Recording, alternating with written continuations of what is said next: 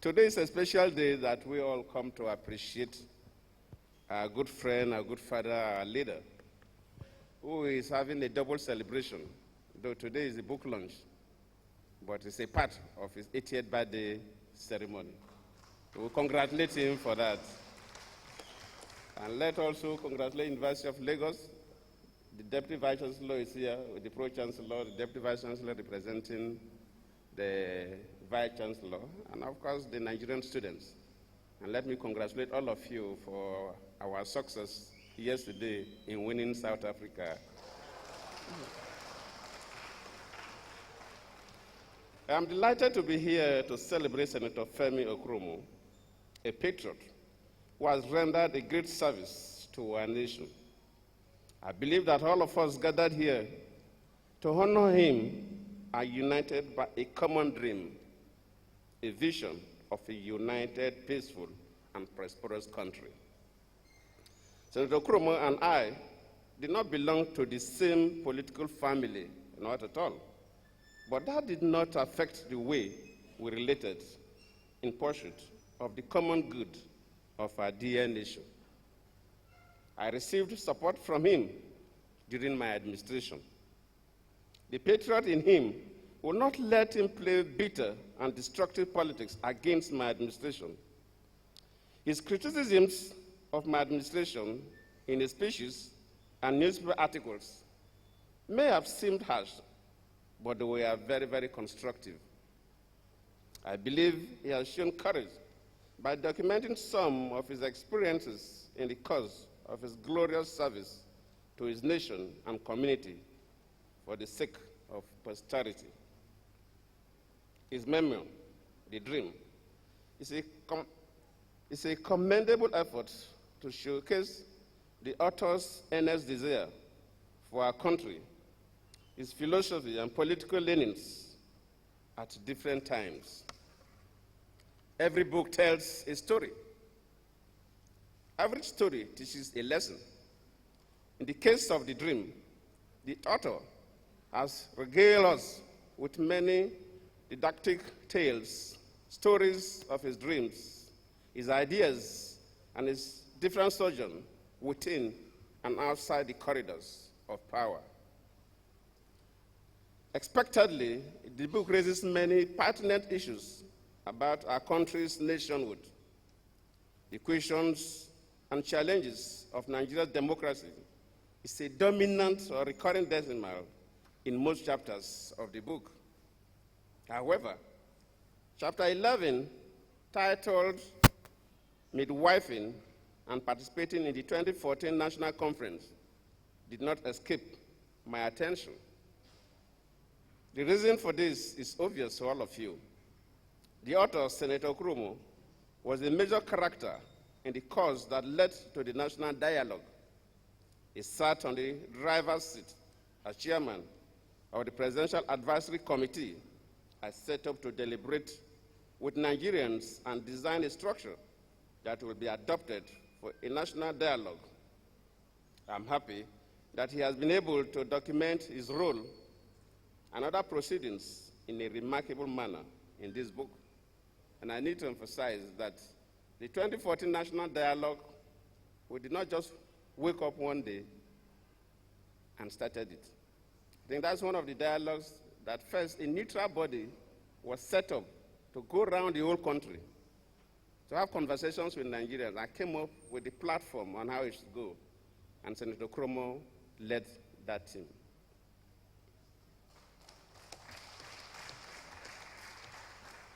I convened the national conference in 2014 in response to the yearnings of Nigerians who sought the opportunity to get together and brainstorm on the challenges of our nation with the mind of preferring solutions to our structural problems.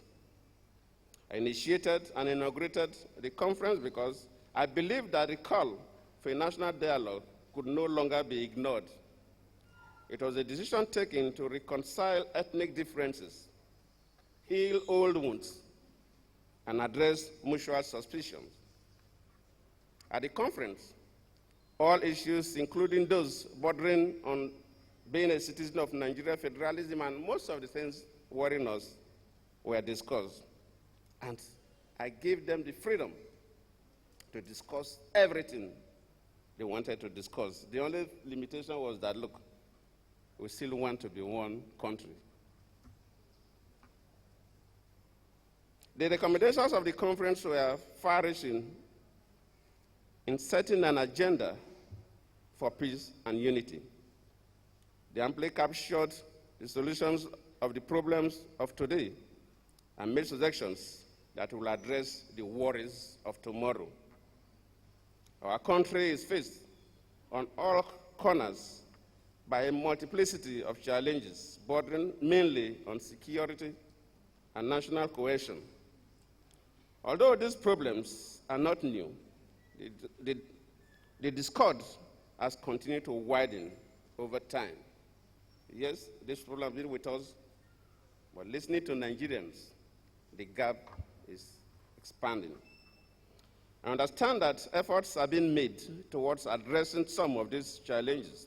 However, we seem to play politics with sensitive and serious matters that affect us. The call for reform has continued to grow louder, regarding the kind of momentum that should no longer be overlooked by anybody if the nation must make real progress. I believe that the solutions to most of the problems we face today lie in a honest assessment of the recommendations of the 2014 National Conference.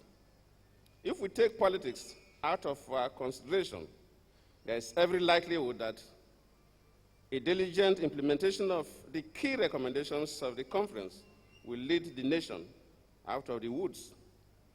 This will heal frayed nerves, promote solidarity, engender peace, and reposition our nation for meaningful growth and sustainable development.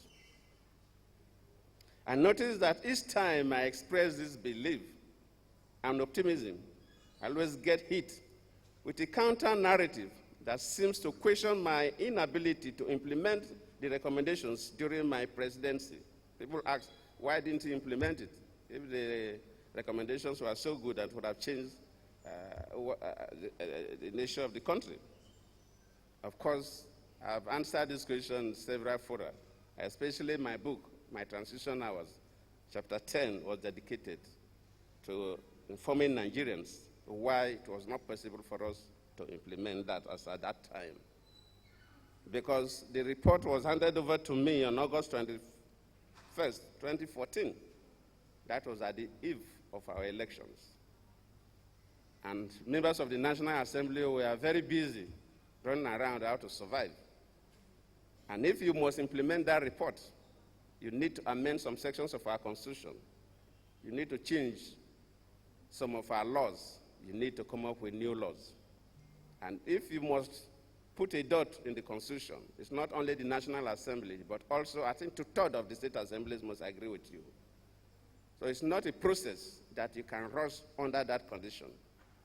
We're also mindful, because the attempt to rush it would give a different interpretation. People will begin to think that we did that for political reasons. No, we set up that conference because we meant well for this country and we wanted things to take a proper course. We assembled 492 reputable individuals drawn from all walks of life and shades of opinion who emerged through a rigorous selection process to conduct diligent deliberations over a period of 120 days. We did this not to score political points, but to come up with ideas on how to strengthen the pillars of our democracy and build a new foundation for sustainable nationhood. No serious athlete goes into any contest for the fun of mere competing. They do so for the purpose of winning a prize. Our goal was to build peace and secure our unity through national dialogue and consensus. I believe that democracy is a process, a journey, and also our home. It's a process that defines who we are, who leads us, and how we should be led. If it is a process of daily conversation between the people and their leaders, on what is best for the citizens. Democracy is a journey towards building a collective dream, nurturing people's hope, and guaranteeing the liberties of men and women, irrespective of their faith, color, and status. Sustainable democracy is a home of liberty, where citizens live freely and respect each other's space. It's an abode where they are sheltered in peace, justice, and truth. On this journey to sustainable democracy, we should endeavor to make adequate arrangements to ensure that the support and the confidence of the people must not wane. To achieve that, the electoral process is critical. An electoral process that does not earn the support and participation of the citizens is a recipe for violence and political crisis. It is necessary for democratic nations to take relevant measures to ensure the impartiality and independence of the electoral management body as a means of guaranteeing the credibility and legitimacy of electoral processes. We understand that there are no perfect elections anywhere in the world. Yes, most people will say no perfect elections anywhere in the world. But whether we have perfect elections or not, internationally, there are irreducible minimum standards that we expect for every election to take for people to believe that the electoral process was good. And to do that, how you constitute the electoral management body, in this case INEC, in Nigeria, is critical. Citizens must have confidence in the electoral management body. And different countries have different ways of coming up with independent about their electoral management body. In Nigeria, we adopted the military style because military heads of states then, when they want to hand over government to civilians, they see themselves as non-politicians. So it's the sitting head of state, military head of state, that appoint all members of INEC because he was doing that as a person who is not a politician. But now that our politicians are the heads of state, I also constitute INEC. So I'm not talking about it. I also did it. Is it still proper for a powerful politician to be the person that will appoint all members of the Independent Electoral Commission? Military head of state is supposed not to play politics, but an elected president must continue to play politics. No matter how you compose INEC, people will raise issues.